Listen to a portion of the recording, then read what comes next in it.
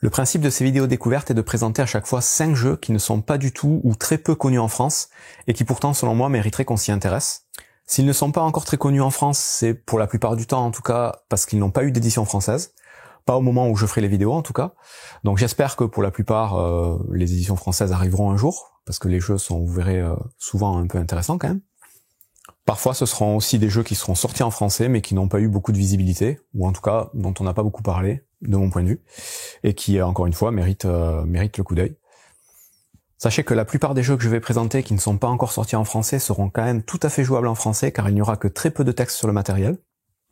Enfin, sachez que les 5 jeux que je présenterai sur chaque vidéo auront toujours un point commun. Ça peut être le nombre de joueurs, ça peut être la mécanique, le thème, ça peut être assez varié. Mais voilà, j'essaierai de faire des groupements de 5 jeux un peu dans le même esprit. Ici, nous avons une sélection de jeux qui ne se jouent exclusivement qu'à 2 joueurs. Donc le premier, Kiri-ai The Duel. Donc c'est un jeu minimaliste. Donc vous voyez, vous avez, il n'y a même pas de boîte en fait, le jeu il est vendu un peu bizarrement.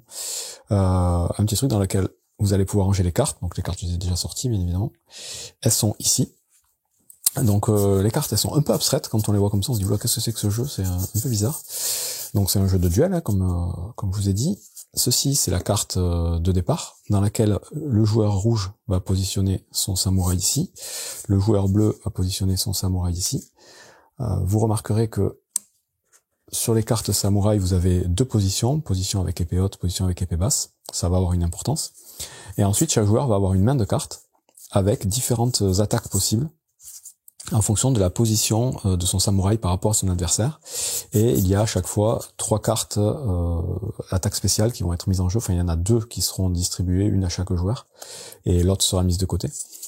Et c'est une sorte de bataille améliorée en fait, mais qui fonctionne super bien. Le but du jeu, c'est de mettre 2 dégâts à son adversaire. Dès qu'on prend un dégât, on va retourner sa carte de ce côté-là, et dès qu'on prend un second dégât, on a perdu. Donc ça se joue assez vite. Hein. À son tour, on va positionner 2 cartes qui vont correspondre aux 2 actions qu'on veut faire. Donc on les met face cachée au début, chacun. On dévoile la première carte, on fait l'action, et les cartes, ça va être, il y en a 2 possibles. C'est les cartes de mouvement, donc qui vont permettre de vous rapprocher de votre adversaire ou de reculer, et les cartes d'attaque. Et les cartes d'attaque, pour pouvoir toucher, il va falloir que votre adversaire soit à une distance inscrite sur la carte. Donc vous voyez que celle-ci, pour que vous puissiez toucher, il faut que votre adversaire soit à 2 cases, et qu'il faut que vous soyez dans la position épée haute. Ici, il faut être dans la position épée basse et que votre adversaire soit à une case d'écart. Ici, il faut que vous soyez sur la même case que votre adversaire, et peu importe la position. Ça, c'est les cartes donc de déplacement. Ça, c'est une carte de déplacement qui vous permet aussi de changer de position. Et c'est à peu près tout.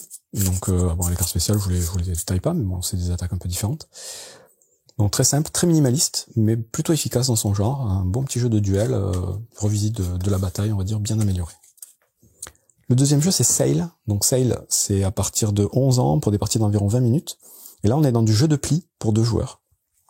Donc vous allez avoir des cartes de ce type-là, qui vont avoir donc des valeurs numérotées de 1 à 9, dans plusieurs couleurs différentes. Et il va y avoir aussi des symboles qui sont très importants, ce qui va vous permettre d'avancer dans le jeu. Chaque joueur va avoir un certain nombre de cartes. Il y a des cartes qui sont mises de côté parce qu'il y a aussi un kraken. Vous avez des cartes aussi de capitaine qui seront déterminées en début de partie. Enfin, il y a plein de petites choses, de petites subtilités. Je rentre pas dans les détails. Mais le principe, c'est que vous allez avoir un petit plateau, donc dans la boîte, hein, là c'est juste les exemples, que vous allez assembler, sur lequel vous allez mettre des différentes tuiles. Donc vous avez des îles, vous avez un kraken, une position de départ, une position d'arrivée. Et vous avez donc un petit bateau, en fait, c'est voilà le thème, vous êtes sur un bateau, vous devez naviguer en évitant les obstacles et arriver jusqu'à un point d'arrivée. Pour ça, donc à chaque tour, vous allez jouer, un joueur va jouer une carte, l'autre en face va devoir jouer une autre carte, faire en sorte que les symboles qui sont ici correspondent à peu près pour pouvoir faire avancer votre bateau. En fonction de qui gagne le pli, le bateau va avancer soit vers un joueur, soit vers un autre. Il peut aussi avancer d'une case directement. Il faut éviter certaines choses. Enfin voilà, il y a plein de petites subtilités. Donc c'est un mélange de jeu de pli et de jeu de déplacement, de jeu de course, qui marche vraiment très très bien. Donc assez original, et le thème est sympa, les illustrations sont superbes. Donc un bon petit jeu de cartes. Troisième jeu, General Orders World War II, donc à partir de 14 ans, celui-ci, pour des parties d'environ 30 minutes. Donc pour 2 joueurs aussi, exclusivement. Là, ici, on est dans un jeu de conquête de territoire. Donc vous avez un petit plateau qui va servir donc à déterminer donc qui joue qui. Donc vous avez les bleus contre les jaunes. Vous avez un QG chacun. Vous allez mettre en début de partie différentes troupes. Donc vous avez des petits jetons, les jetons jaunes qui sont indiqués sur le plateau. Et le but du jeu, comme je vous dis, c'est d'essayer de conquérir des territoires, soit de réussir à conquérir le QG adverse, et là c'est victoire immédiate, soit essayer d'avoir le plus d'étoiles en fin de partie. Donc pour ça, vous avez tout un tas d'actions possibles à votre tour. Vous avez des cartes aussi dans le jeu. Il faut savoir que le plateau est recto verso, donc ça c'est ce qu'on vous conseille en début de partie. De l'autre côté, vous avez en plus la gestion des petits avions, donc vous avez des zones pour les avions ici. Donc là encore, je rentre pas dans les détails, parce que celui-là il est quand même un peu plus complexe que les autres, mais c'est un très bon jeu tactique de positionnement, de conquête de territoire, qui se joue très très bien à deux. Quatrième jeu de la sélection, Caper Europe. Donc là, c'est un jeu à partir de 10 ans pour des parties de 25-35 minutes. C'est un jeu qui est sorti il y a quelques temps déjà aux États-Unis. Et pour le coup, je comprends pas pourquoi il a jamais été édité en français, parce qu'il est vraiment très très bien. Enfin, à mon goût, moi je le trouve vraiment excellent. Donc que ce soit au niveau du matériel, de la thématique ou même du système de jeu, c'est vraiment top. Donc là, chaque joueur joue l'un contre l'autre. Et vous allez devoir essayer de créer une équipe pour faire les meilleurs braquages dans différentes villes d'Europe. Donc vous avez Paris, vous avez Barcelone, vous avez Rome et vous avez Londres. Chaque ville, vous allez avoir des petites mécaniques supplémentaires qui vont vous faire varier les parties. Mais le principe global, c'est toujours le même. Vous allez avoir 3 lieux que vous allez essayer de récupérer pour marquer un maximum de points. Donc vous avez les points indiqués sur chaque lieu. Pour ça, vous avez un petit curseur ici qui va vous dire de quel côté il va pencher en fonction de qui joue les meilleures cartes pour récupérer ces points-là. Mais vous avez aussi un principe de collection, vous avez des différents objets dans chaque lieu que vous allez pouvoir récupérer. Et pour ça, donc, vous avez 2 types de cartes. Des cartes personnages, que vous allez avoir en alternance avec les autres types de cartes qui sont les cartes objets. Donc vous allez jouer un tour où vous allez mettre des cartes personnages en face des différents lieux. Un autre tour, vous allez rajouter des objets, puis ensuite vous allez remettre d'autres personnages, puis remettre des objets.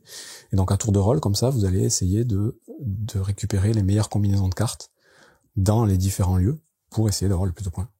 Donc, expliquer rapidement, c'est grossier. Je ferai une vidéo règle, je pense, sur celui-là, parce qu'il est vraiment cool. Mais voilà, les illustrations sont sympas, la mécanique est cool. Le matériel, je vous disais, je vous montre vite fait, est vraiment chouette. Les cartes sont de bonne qualité, il y a des bons thermoformages, différents types de cartes, des petits jetons.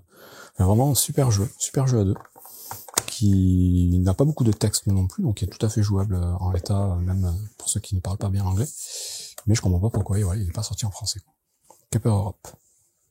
Le dernier jeu, c'est Lacuna.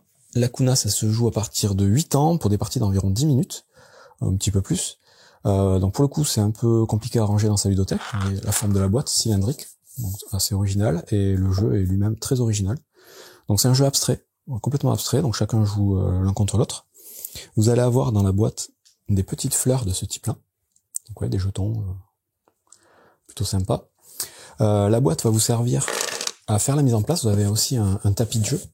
Il va falloir, vous avez un trou ici, semer les petits jetons sur le tapis pour les placer aléatoirement. Donc oui, c'est dans la boîte. Donc vous allez avoir une espèce de mise en place un peu aléatoire de ces petits pions. Et à tour de rôle, les joueurs vont devoir essayer de tracer une ligne virtuelle entre 2 fleurs de la même couleur qui ne touchent aucun obstacle. S'ils y arrivent, ils vont pouvoir placer un petit jeton à leur couleur, donc vous avez l'argent et l'or, les jetons métalliques, vont pouvoir le placer n'importe où sur cette ligne, donc admettons je peux me placer ici, sur cette ligne ici, récupérer les 2 jetons correspondants, puis c'est au joueur suivant. Donc c'est un jeu très géométrique, très abstrait. À la fin de la partie, une fois qu'on aura placé chacun nos 6 jetons, on va gagner aussi toutes les fleurs desquelles on est les plus proches par rapport à l'autre joueur. Donc au moment où on va placer nos petits jetons, il y aura quand même un peu de stratégie, il faudra vraiment les mettre assez proches des fleurs qu'on peut pas récupérer. Les jetons, ils servent aussi à bloquer les lignes de vue pour l'autre joueur, donc c'est un peu tactique quand même, donc c'est très abstrait, très géométrique, donc c'est vraiment tracer des lignes, se positionner le plus proche, et donc le but du jeu à la fin de la partie, c'est d'avoir le plus de couleurs de fleurs dans lesquelles on est majoritaire par rapport à l'autre joueur, tout simplement. Donc voilà, très très particulier, très abstrait, très zen, un petit jeu vraiment original et sympathique. C'est tout pour ces découvertes de petits jeux à deux qui sont pas encore dispo en français. Je sais pas si certains doivent sortir ou pas. Alors Caper Europe, pour le coup, ça fait tellement longtemps qu'il est sorti, je suis pas sûr. Les autres sont assez récents, donc peut-être que ça arrivera à un moment ou à un autre. Donc voilà, un petit jeu minimaliste de cartes pour 2 qui jouent très vite, un petit jeu de pli sympa avec un petit plateau, un jeu de conquête de territoire, Un très bon petit jeu de cartes, un peu dans le genre Shoten Toten, donc de conquête en plus riche et en vraiment très sympa. Et enfin, un jeu abstrait très original, aussi original que sa boîte, on va dire. Donc base de géométrie et de collection de fleurs.